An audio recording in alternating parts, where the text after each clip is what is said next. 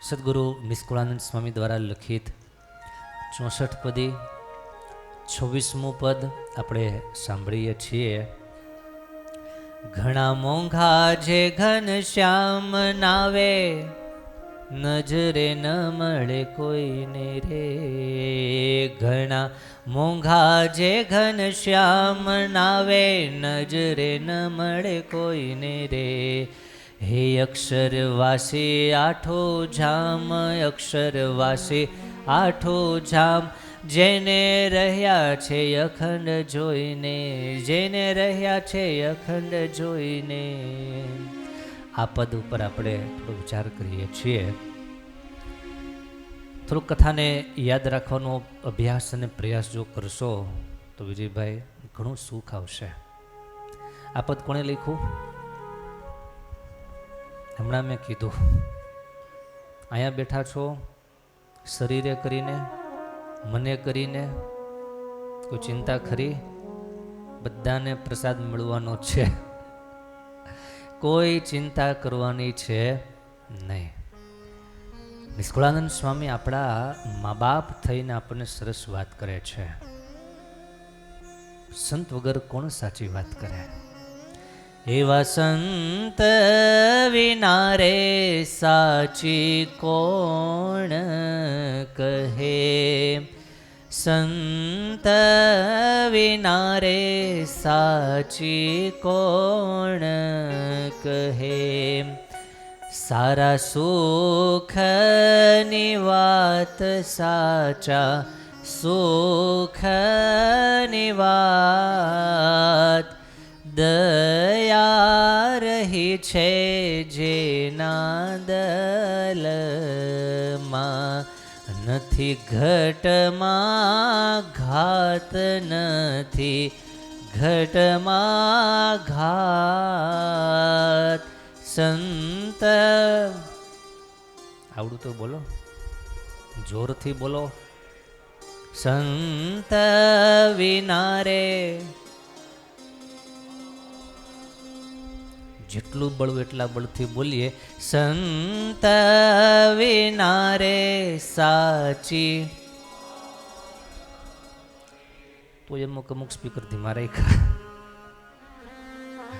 સંત વિના સાચી કોણ કહે, સાચા સુખની વાત.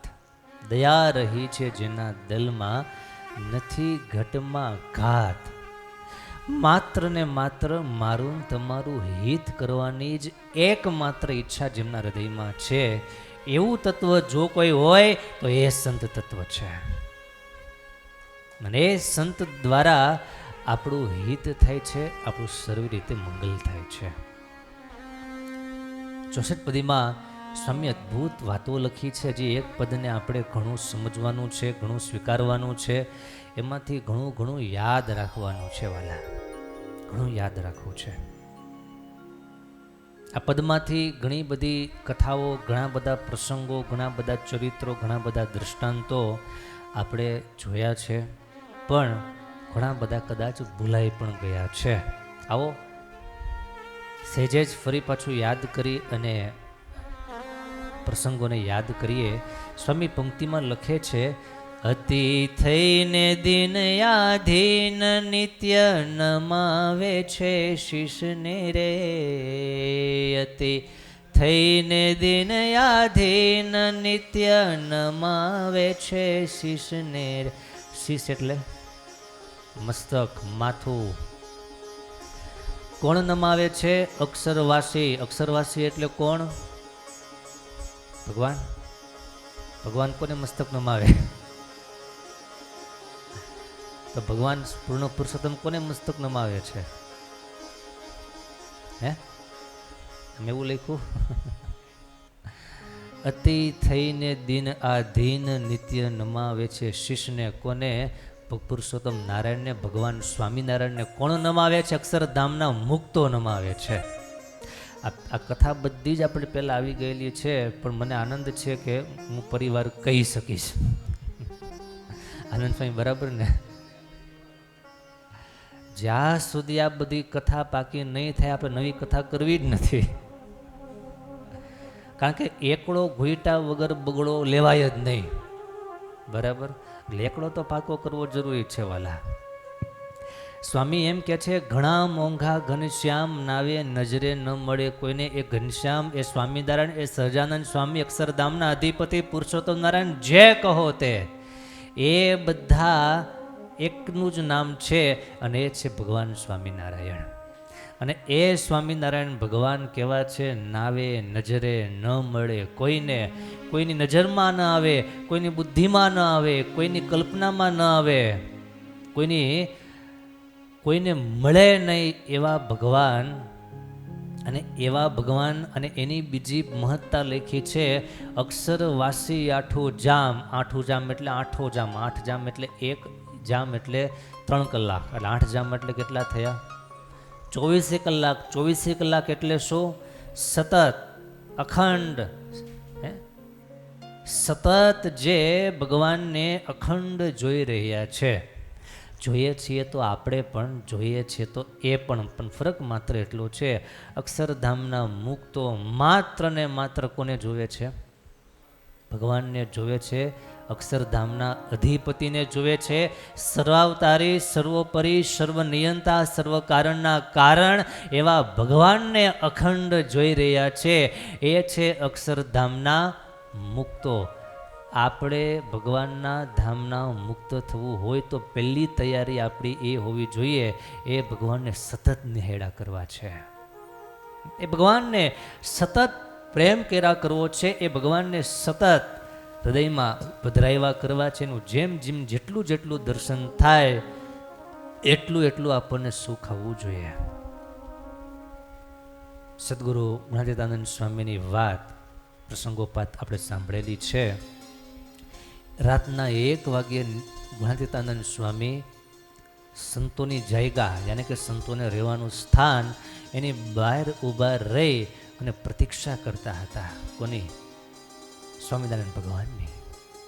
મહારાજ દાદાના દરબારમાં કથા વાર્તા કરવા માટે ગયા હોય અને રાત્રે 12 વાગ્યા હોય, 1 વાગ્યા હોય અને કથાની બાપ હેલી જાયમી હોય, ન મહારાજ થાકે, ન ભગવાનના સંતો કે ભગવાનના ભક્તો થાકે.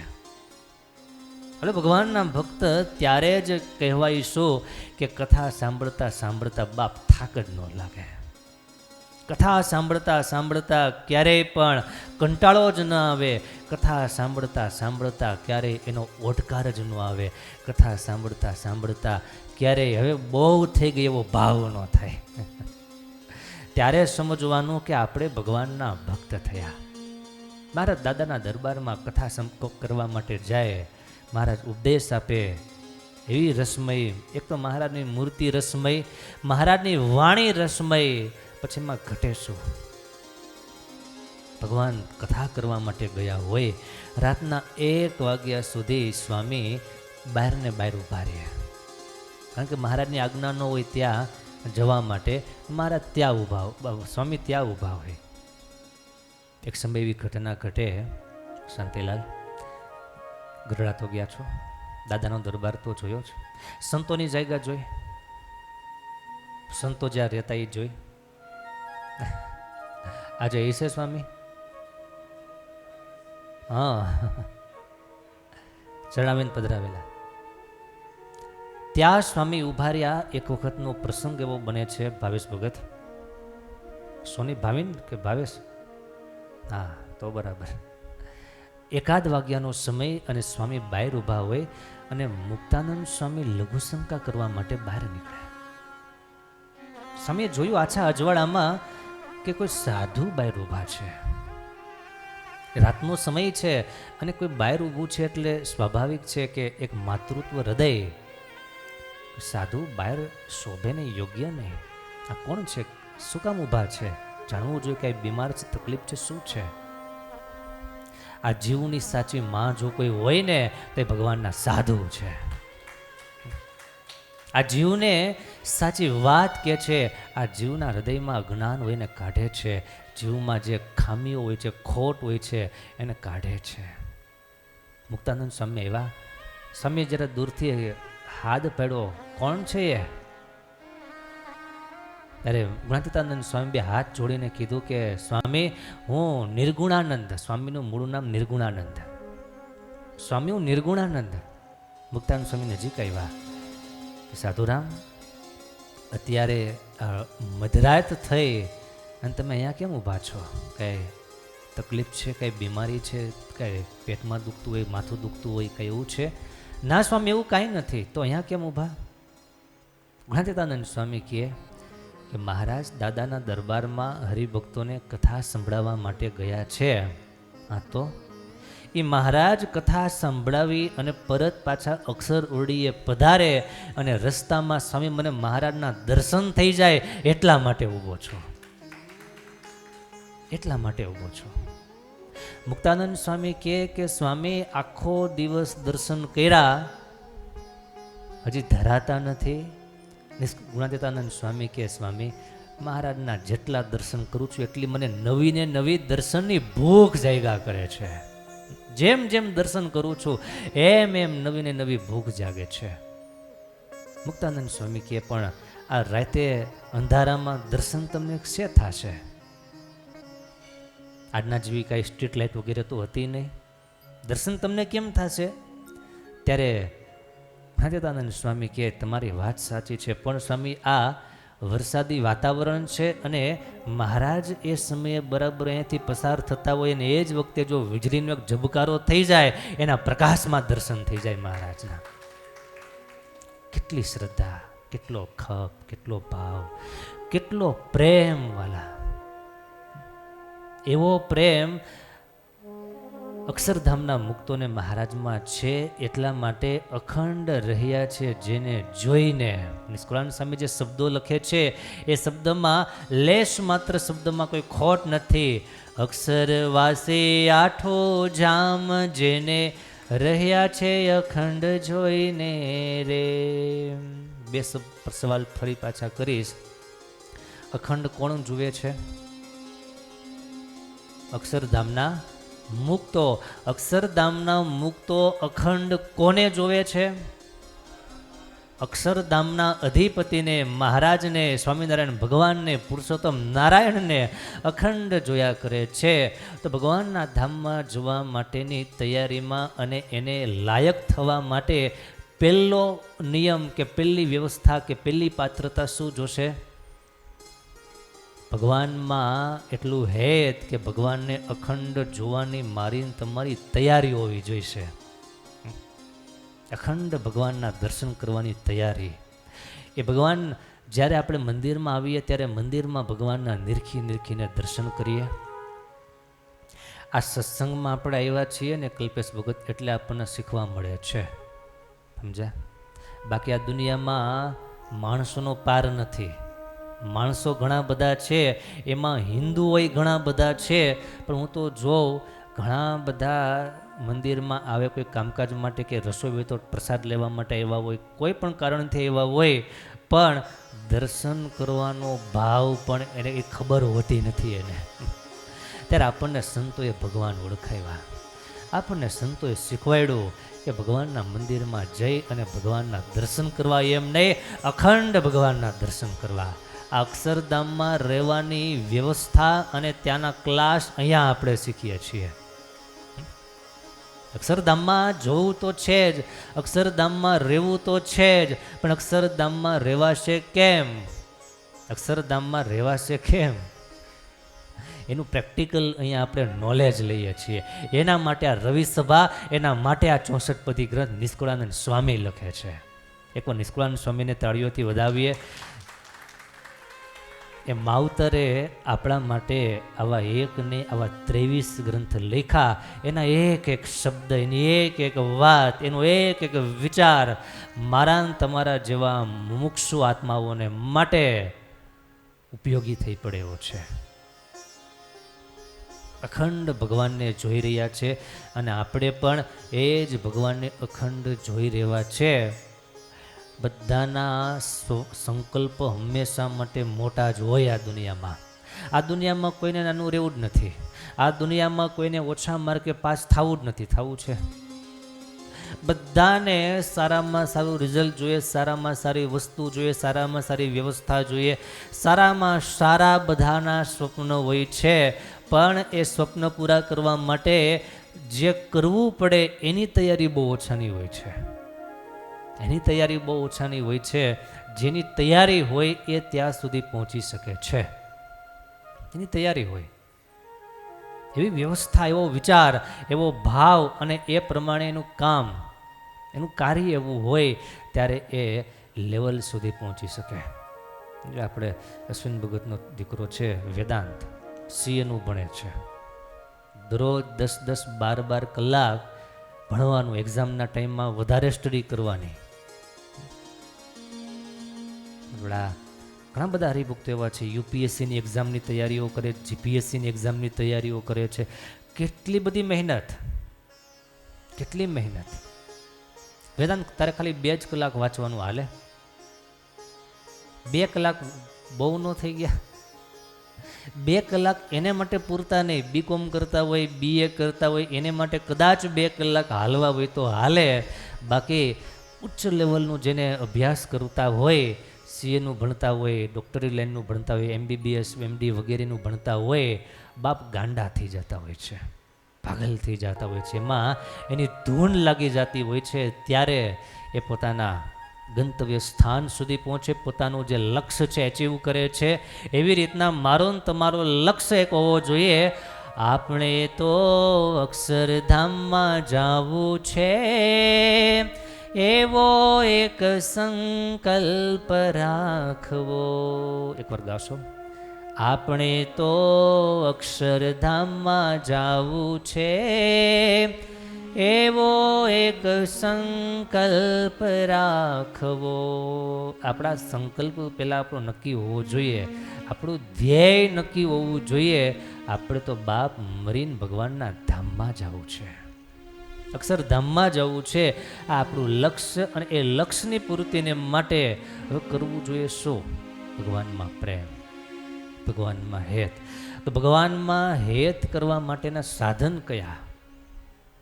ભગવાનમાં પ્રેમ કરવાના, ભગવાનમાં હેત કરવામાં સાધન કયા?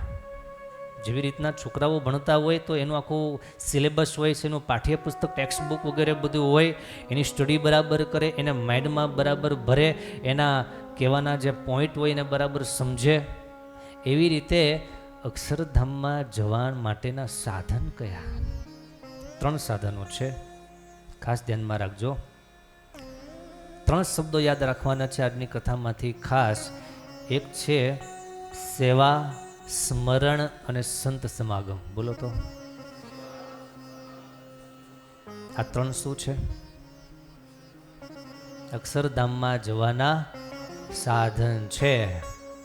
અક્ષરધામમાં જેને જવું હોય એને આ 3 સાધન પરિપૂર્ણ કરવા પડે, અને આ 3 કરીને ભગવાનમાં હેત થાય. અને ભગવાનમાં હેત થાય તો ભગવાનના અખંડ દર્શન કરવાનું તાન જાગે. પ્લેન આખું કદાચ સોનાનું બનેલું હોય, આખું ગોલ્ડનું, આખું સોનાનું, પ્લેટિનિયમનું પ્લેન બનેલું હોય, પણ એને એક પાખ ન હોય તો ન હાલે.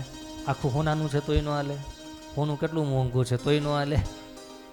ન હાલે તે ન જ હાલે. શું કામ? જે જોઈએ એ તો જોઈએ જ.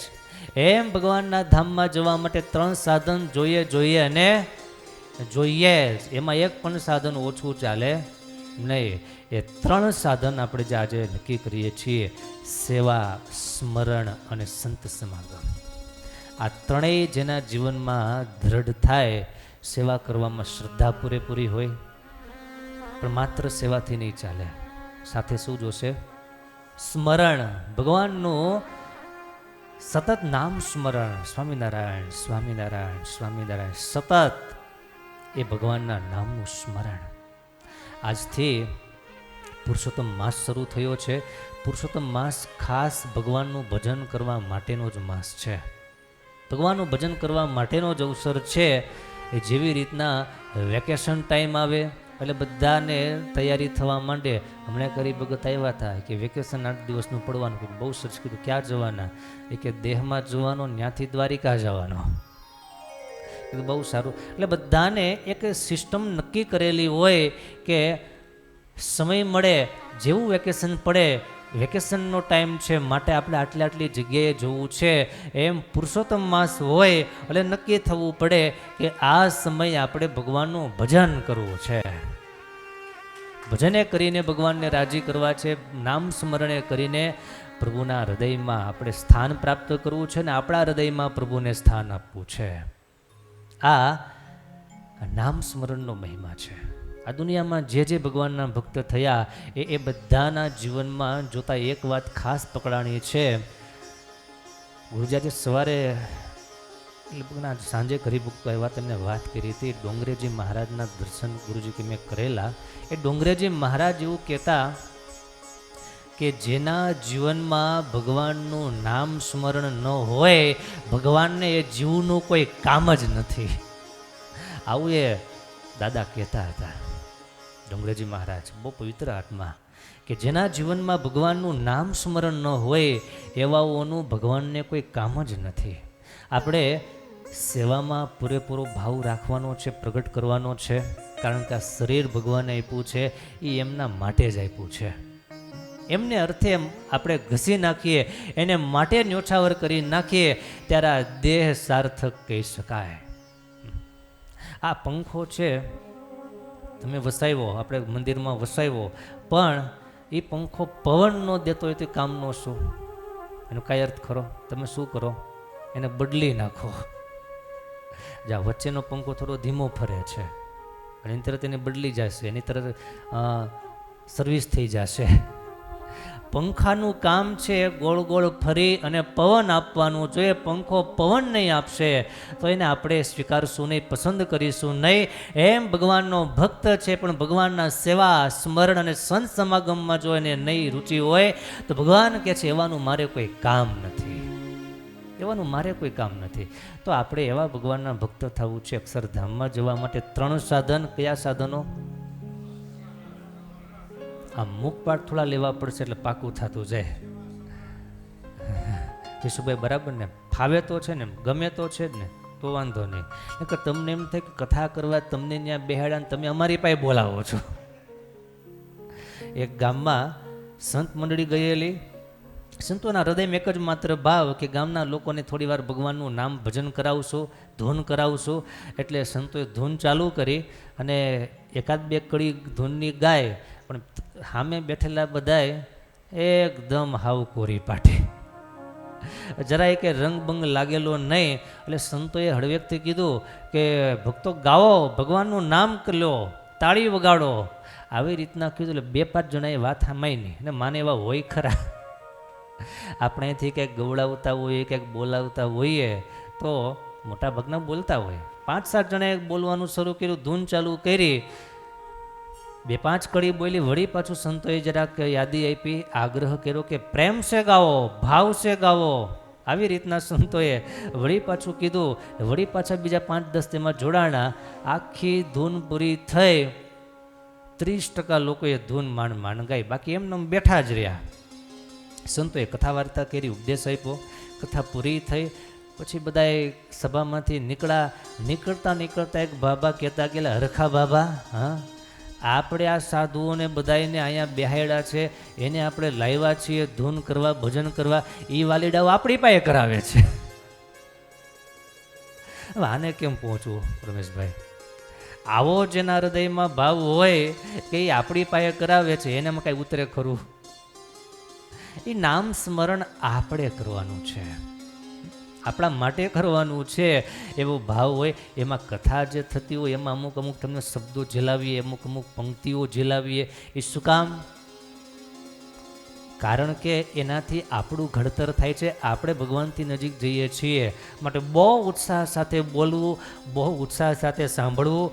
તો ભગવાનને રાજી કરવાના કયા 3 સાધન જોયા? એક હારે બોલો કેમ થાય? એક હારે બોલવામાં તમારે એકતા જોઈએ. એક સરખો સૂર, એક સરખી લઈ, તો તમે એક હારે બોલી શકો. એક જણો સેવાએ પહોંચ્યો, એક ત્રીજો જણો તો સંત સમાગમમાં પહોંચી ગયો હોય. આપણે બોલવામાં ભેગા રહી શકતા ન હોય તો કરવામાં કેમ રહીએ? સેવા સ્મરણ સંત સમાગમ યહી મોક્ષ કા દ્વાર હૈ. સેવા સ્મરણ અને સંત સમાગ, અને આ ત્રણેય કરીને ભગવાનમાં હેત થાય છે. અને ભગવાનમાં હેત થાય છે પછી ભગવાનના અખંડ દર્શન કરવાનું આપણને ભાવ પ્રગટ થાય છે.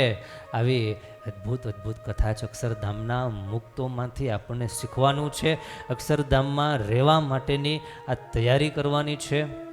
આપણે ભગવાનના ભક્તો કોઈ પણ ભગવાનના મંદિરે જઈએ, ઠાકોરજીના દર્શન કરીએ ત્યારે બહુ નિરખીને દર્શન કરવા, બહુ હેતે સહિત દર્શન કરવા. અને ત્યારે એક વાત વિચારવાની કે હું જે ભગવાનના દર્શન કરું છું, હું જે ભગવાનને નિહાળું છું, એ ભગવાનને અક્ષરધામના મુક્તો અખંડ નિહાળી રહ્યા છે. એ ભગવાનને હું નિહાળું છું અને એ ભગવાનના હું દર્શન કરું છું. આવી જ્યારે આપણા હૃદયમાં ભાવ ભક્તિ પ્રગટ થાય ત્યારે ભગવાનના દર્શન કરવાનું, ભગવાનને હેત કરવાનું બહુ આપણને મન થશે. ઉત્સાહ ઘણો બધો વધી જશે, એટલો બધો ભાવ વધી જશે.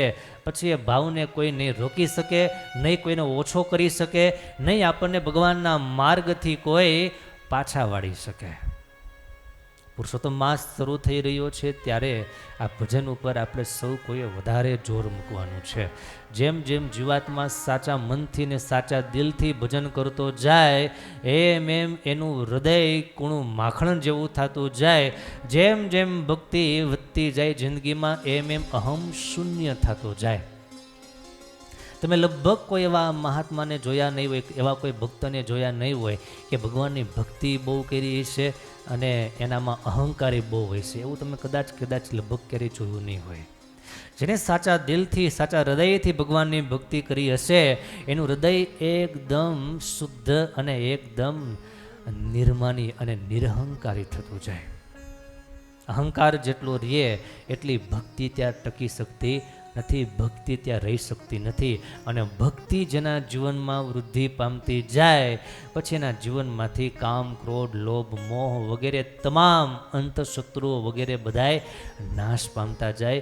એ આપણાથી દૂર થતા જાય અને ભગવાન આપણાથી નજીક થતા જાય. હવે નક્કી આપણે કરવાનું છે ભગવાનને નજીક કરવા છે કે દોષને નજીક કરવા છે. કોને કોને? બધાને. અમુક બધાની જવાબદારી લઈ લીધી. આપણે ભગવાનને નજીક કરવા છે, દોષને આપણે દૂર કરવા છે. તો દોષને દૂર કરવા માટે ભગવાનની ભક્તિ એ પણ કેવી? મહિમાએ સહિત, ભાવ સહિત, હેત સહિત ભગવાનની ભક્તિ જો કરતા થઈએ, ભગવાનની ભક્તિ જો કરતા જઈએ તો એ જ ભક્તિની શક્તિ છે, ભક્તિની તાકાત છે. નારદજીએ બહુ સરસ ગ્રંથ લખ્યો છે, નારદ ભક્તિ સૂત્ર. નારદ ભક્તિ સૂત્રમાં નારદજીએ ભક્તિની વ્યાખ્યા અને ભક્તિનું સ્વરૂપ બતાવ્યું છે. ભક્તિ કેવી છે તો નારદજી કહે છે કે સ્નિગ્ધ રૂપા. સ્નિગ્ધ, સ્નિગ્ધ એટલે શું? ચિકાસ, ચિકાસ. ભક્તિ છે એમાં સ્નિગ્ધતા છે અને ભક્તિ જેના હૃદયમાં પ્રગટ થાય એનામાં સ્નિગ્ધતા, એમાં ચિકાસ પ્રગટ થાય અને ચિકાસ પ્રગટ થાય પછી એ આત્મા ભગવાનની સાથે ચોંટી જાય. ભગવાનની મૂર્તિમાં એની વૃત્તિ ચોંટી જાય. ક્યારે? ભક્તિ પ્રગટ થાય ત્યારે. ભક્તિમાં સ્નિગ્ધતા છે. જેવી રીતે દૃષ્ટાંત આપને સમજાવું. લોટ હોય, લોટ, એ લોટમાં તમે પાણી નાખો તો એ લોટમાં શું થાય? ચિકાસ આવે અને લોટ ભેગો થાય. પાણીની જગ્યાએ તમે તેલ નાખો તો શું થાય? કર્યું હોય એને ખબર હોય. હવે તમારો બહુ વિષય રહ્યો નહીં, આ કદાચ બહેનોનો વિષય કહેવાય. હા, પણ તમને એટલી ખબર તો હોય જ. ભગવાન એટલી આપણને બુદ્ધિ આપી જ છે. તમે તેલ છે એ પણ લિક્વિડ છે, પાણી છે એ પણ લિક્વિડ છે. બેમાં ફરક કેટલો? પાણી નાખશો તો પિંડીકરણ થશે, પિંડો થશે, ને તેલ નાખશો તો છૂટું પડતું જાય. તમે થોડુંક તેલ નાખો તો એટલું છૂટું પડશે, વધારે તેલ નાખશો એટલું છૂટું પડશે, ને તેલની એમ ધાર કરી દેશો તો મમરી થઈ જાય. એ ભેગું ન રહી શકે. શું કામ? તેલ આપણને લાગે છે ચીકણું, પણ ખરેખર એમાં એ ચિકાસ નથી. તો વિચાર કરો. આ ક્યારે વિચાર કર્યો આવો? ક્યારે? પાણીમાં ને તેલમાં જે ફરક છે, પાણી છે એ બધાને બાંધી રાખે. લોટના બધાય કણ એને એક સાથે ભેગા કરી દે છે, પિંડીકરણ કરી નાખે છે. પણ તેલ છે એ બધાને જુદા કરી નાખે છે. એમ ભક્તિ છે એ ભગવાનની સાથે, ભગવાનના સંતોની સાથે, ભગવાનના ભક્તોની સાથે આપણને એક કરી દે છે, અને એ સિવાયના જે વિચારો બધાય છે એ આપણને દૂર કરી નાખે છે. માટે ભક્તિની શક્તિ એવી છે, ભગવાનમાં અને સંતોમાં, ભક્તોમાં આપણને વધારે ને વધારે જોડી શકે છે, વધારે ને વધારે આપણને નિર્માની કરી શકે છે. ભગવાનની ભક્તિ એ પણ એ વિચાર સાથે જો કરતા હોઈએ તો નકર એની એ ભક્તિ આપણામાં વધારે પાછો અહંકાર પણ પેદા કરી શકે છે. વધારે અહંકાર આપમાં ઉત્પન્ન કરે. તરત આપણને એમ થાય હું દરરોજની 100 માળા કરું, તું કેટલી કરી કે આ શું થયું, આ તેલ જેવું થયું. હું 100 માળા કરું છું એ ભગવાનની, સંતોની, ભક્તોની મારા ઉપર દયા છે, મારા પર કરુણા છે, ત્યારે આટલું ભજન કરી શકું છું, નહીં તો આ ભજન મારાથી થાય નહીં. એની દયા છે મારા ઉપર, માટે આ ભજન થાય, એની કૃપા છે મારા ઉપર, ત્યારે મારે આટલું ભગવાનમાં હેત થાય છે. અને વાત એ બહુ સાચી છે, આપણને ભગવાનમાં હેત થયું ક્યારે? એમનેમ થઈ ગયું છે? આ સત્સંગમાં આવ્યા, આ સંતોના, હરિભક્તોના સાનિધ્યમાં રહ્યા, અને કોઈના જીવનમાંથી આપણને પ્રેરણાઓ મળતી ગઈ, કથામાંથી પ્રેરણાઓ મળતી ગઈ.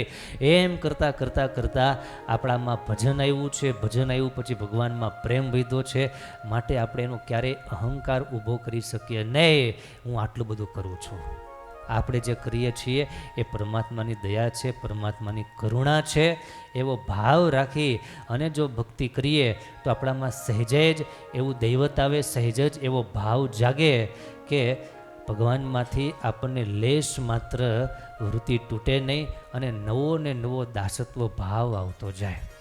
પ્રેમાનંદ સ્વામીની એક પંક્તિ છે, બિસરન જાજો મેરે મીત यह वर मांगो नीत, बिसरन जाजो मेरे मीत, मैं मति मंद कछु नहीं जानो, नहीं कछु तुम से हित, मैं मति मंद कछु नहीं जानो, नहीं कछु तुमसे हित, बाय ग्रहे के लाज है तुमको, बाय ग्रहे के लाज है तुमको, तुम संग मेरी जीत, बिसरन जाजो मेरे मीत, बिसरन जाजो मेरे मीत. કોણ લખે છે? પ્રેમાનંદ સ્વામી લખે છે, બિસરન જાજો મેરે મીત, યહ વર માગુ મેં નીત. પ્રેમાનંદ સ્વામીને ભગવાનમાં કેટલું હેત. હે પ્રેમાનંદ સ્વામી જ્યારે વંદુના 8 પદ સ્વામિનારાયણ ભગવાનની સામે જ્યારે ગાય પ્રસ્તુત કરે, એવા ભાવ વિભોર થઈ અને 8 પદ ગાય સ્વામિનારાયણ ભગવાનના મુખમાંથી શબ્દો એવા નીકળે કે આવું જેને ભગવાનનું ધ્યાન થતું હોય એને તો ઉઠીને અમે સાષ્ટાંગ પ્રણામ કરીએ. એટલેથી મહારાજ અટકા નહીં, મહારાજ આગળ વાત કરે કે એના મા બાપને પણ મહારાજ કે ધન્ય છે. સાધુ થાય પછી મા બાપ વગેરે કોઈ સગા સંબંધીને વિશે ન હેત હોય, ન એનું મમત્વ હોય, પણ સ્વામિનારાયણ ભગવાને એમના મા બાપને પણ યાદ કર્યા. એના મા બાપને ધન્ય છે કે જેમને ત્યાં આવા ભગવાનના સંતનું પ્રાગટ્ય થયું. એ પ્રેમાનંદ સ્વામીમાં ભગવાનની ખરેખરી ભક્તિ પ્રગટ થઈ અને પ્રેમાનંદ સ્વામીઓ સ્વીકાર કરે, મેં મતિ મંદ कछु नहीं जानो, नहीं कछु तुम से हित. આ ભક્તિ આવવાની આ લાક્ષણિકતા છે. ભક્તિ પ્રગટ થઈ છે એનું આ મોટામાં મોટું લક્ષણ છે. પ્રેમાનંદ સ્વામી એમ કહે છે, મેં મતિમંદ. મતિમંદ એટલે શું?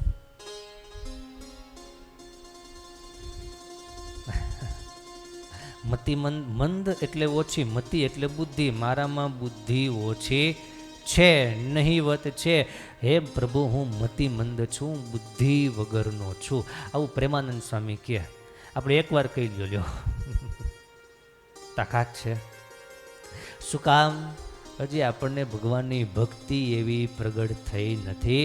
માટે આપણે જ આપણને સર્વશ્રેષ્ઠ માનીએ છીએ. માટે જ આપણને આઈ એમ સમથિંગ, અને વધારે કોઈને પછી વધી ગયું હોય તો આઈ એમ એવરીથિંગ, પણ આઈ એમ નથિંગ, હું કંઈ જ નથી.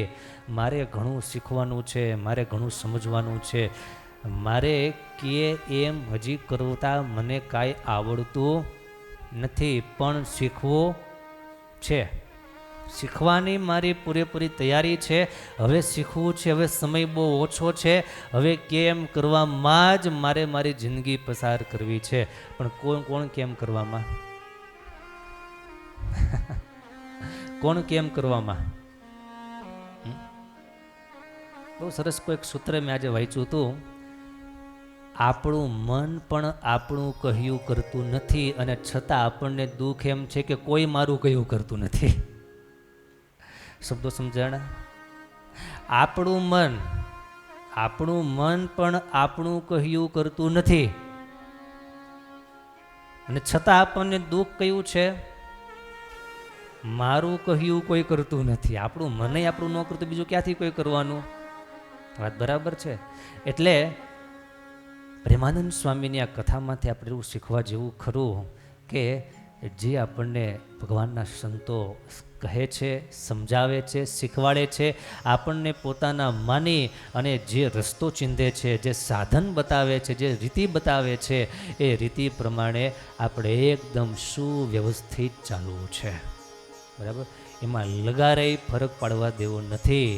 એમાં જેટલો ફરક પાડશું એટલું કલ્યાણમાં ફરક પડી જશે. અને કલ્યાણમાં ફરક જો પડી ગયો તો આખી જિંદગી આપણી ફેલ થઈ ગઈ, જિંદગી આપણી નકામી થઈ ગઈ. કલ્યાણમાં ફેર નથી પડવા દેવો, માટે સમજણમાં ફેર નથી પડવા દેવો. અને સમજણમાં ફેર ન પડવા દેવો હોય તો જેમ શીખવાડે એમ જ કરવું છે, એમ જ શીખવું છે, અને એ પ્રમાણે જ રહેવું છે. આવી જો મારી તમારી તૈયારી હોય, આ દુનિયામાં આપણને કોઈ દુઃખી કરનાર કોઈ જન્મો નથી. આ દુનિયામાં આપણને કોઈના પ્રત્યે ક્યારેય નફરત થાય નહીં. આપણને કોઈ ભગવાનના સંતો ભક્તો પ્રત્યે નફરત ન થાય. ક્યારે આવી ભક્તિ પ્રગટ થઈ હોય. અને આ શબ્દો આજે પાકા કરવાના છે. પ્રેમાનંદ સ્વામીના શબ્દો છે. મેં મતિ મંદ કછો નહીં જાનો,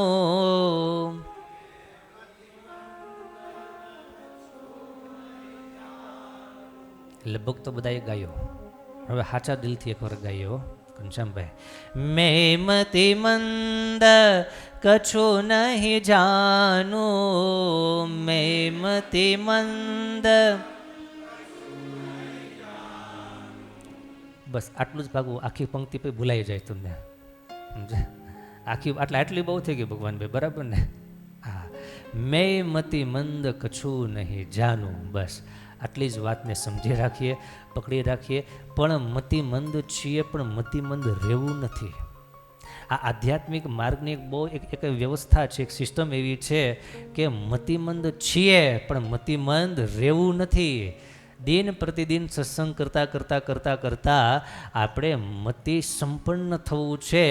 કલ્યાણની મતિ, કલ્યાણની બુદ્ધિ આપણામાં આવે તો તમને વિચાર આવશે, તો આવું સ્વામી કીધું શા માટે?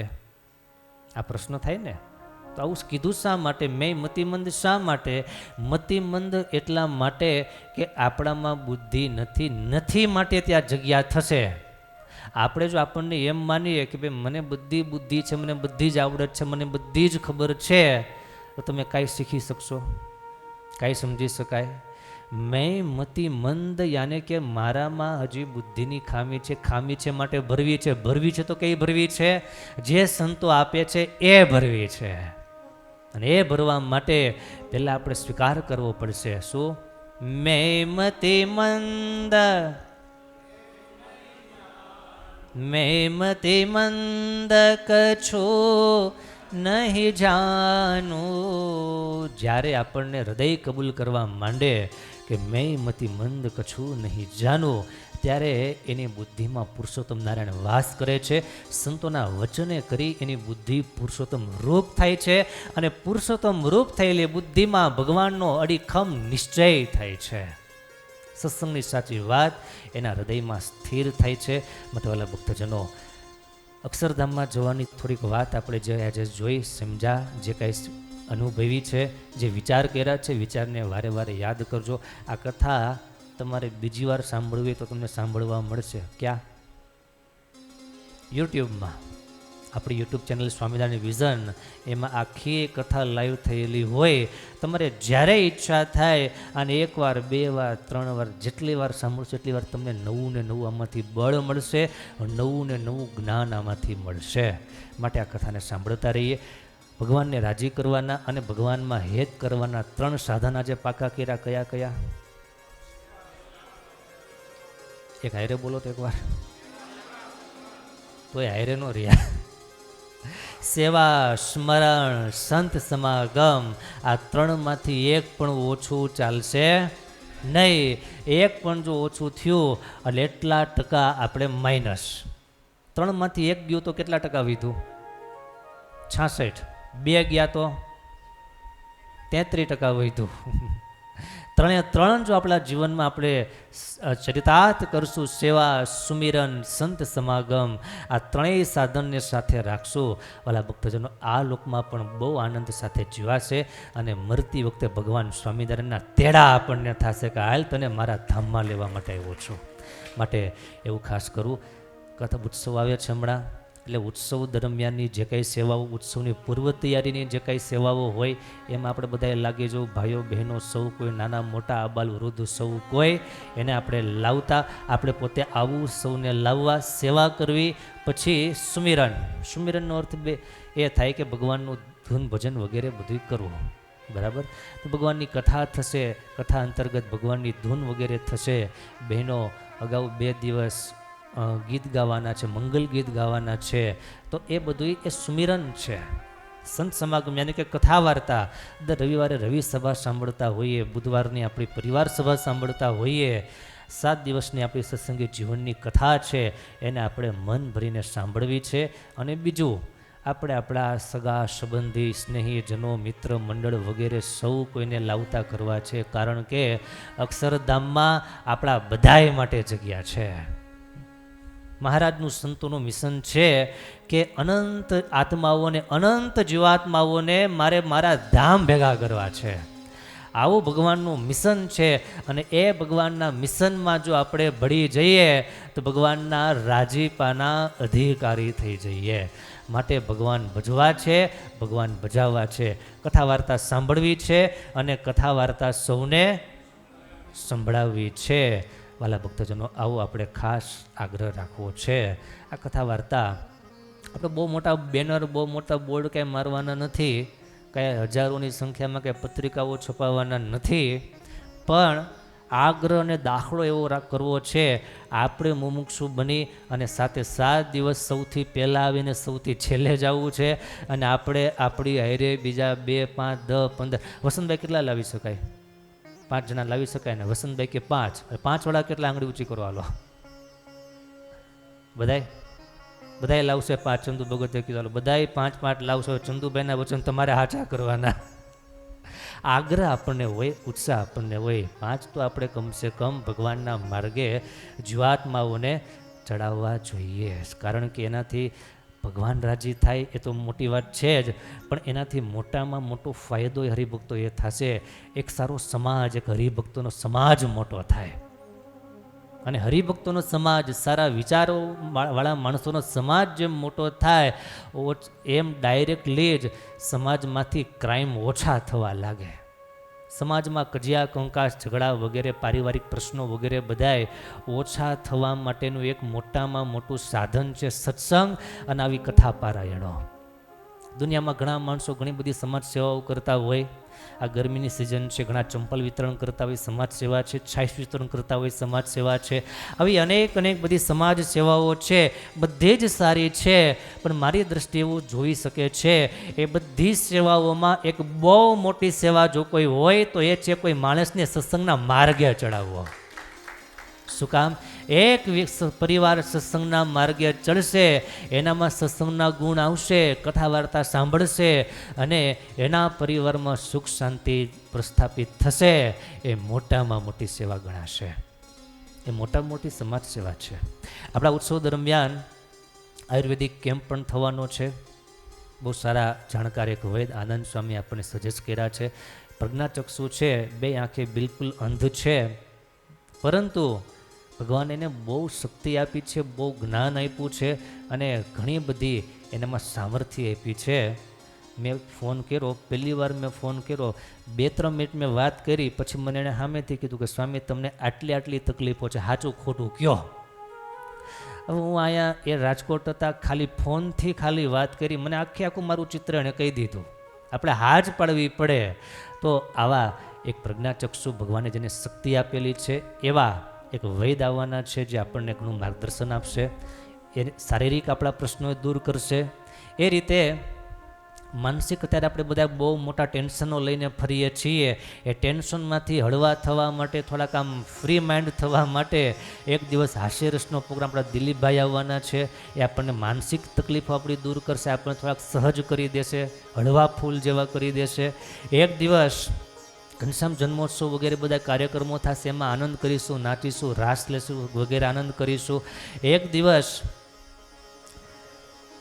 સાયબર ફ્રોડ અત્યારે જે બહુ થઈ રહ્યા છે, સાયબર સ્કેમ જે થાય છે, ઓનલાઈન ચીટિંગ જે બધું થાય છે, એમાંથી આપણે કેવી રીતના બચી શકીએ એને માટે માર્ગદર્શન આપવા માટે બહુ સારા ગુજરાત સરકાર તરફથી નિયુક્ત થયેલા સ્પેશિયલ સુરત માટે જ એવા ઉર્વિનભાઈ મિસ્ત્રી આવવાના છે. આપણને સરસ વાત કરવાના છે જેથી કરીને બેંક એકાઉન્ટ ખાલી થાય નહીં.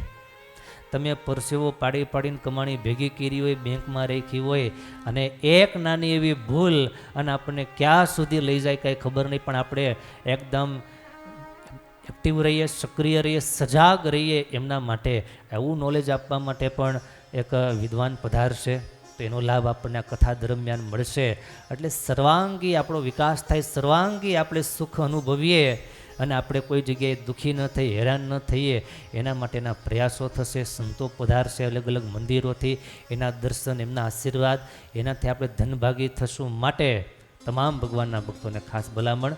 31 મે રવિવારના દિવસે સાંજે 8 વાગ્યે પોથીયાત્રા આપણે પ્રવીણભાઈ સવાણી સૃષ્ટિમાં રહે છે, એમને ઘરેથી પોથીયાત્રા ધામધૂમથી કાઢી અને આ વખતે તો યજમાન બહુ ઝાઝા છે. કેટલા યજમાન ખબર?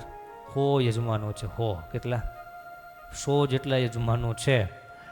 કારણ કે જે 2100 રૂપિયા નોંધાવ્યા બધાએ કથાના મુખ્ય યજમાન, ખાલી યજમાન નહીં, જો કથાના મુખ્ય યજમાન, એટલે બધાને પૂજનનો લાભ મળશે. અને મારા વિનુભાઈ એવોનો આગ્રહ એવો છે કે સ્વામી કમસે કમ 50 જેટલી પોથીઓ કરવી છે અને બધાને માથે પોથી ફરવી જોઈએ, એવો બધાને લાભ અપાવવો છે. તો તમામ હરિભક્તોને પોથીનો લાભ મળશે. અને અમુક અમારા યુવાનોને એવો આગ્રહ છે કે સ્વામી અમારે સાફા પણ બાંધવા છે. આ બધાના માસ્તક પર સાફા વગેરે જે કાંઈ વ્યવસ્થાઓ થાય એ બધો આનંદ ઉત્સવ આપણે ઉજવવો છે. 7 દિવસ આપણે મન ભરીને માણી લેવા છે. માટે એની તૈયારી આજથી જ આપણે શરૂ કરી દેવાની. એના માટે જે કાંઈ સેવાઓ સોંપવામાં આવે એને આપણે બહુ હરખતા હૈયે વધાવી લેવાની.